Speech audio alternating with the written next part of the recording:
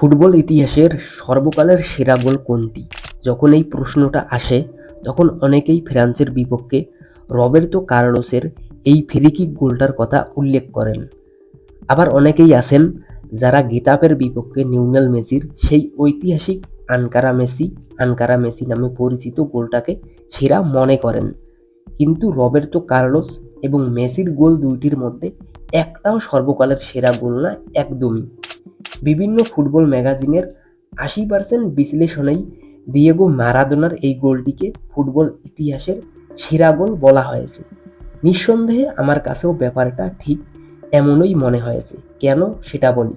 ১৯৮৬ বিশ্বকাপে ইংল্যান্ডের বিপক্ষে কোয়ার্টার ফাইনালে এই গোলটা করেছিলেন ম্যারাদোনা, তাই এর গুরুত্ব অনেক বেশি।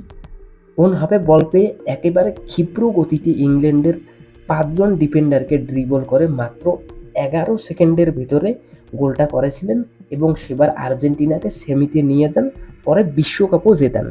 আর এই গোলটাকে ইতিহাসে গোল অব দ্য সেঞ্চুরি নামেও অভিহিত করা হয়। সুতরাং এটি ফুটবল ইতিহাসের সেরা গোল, তাতে আসলে সন্দেহ থাকার কথা না।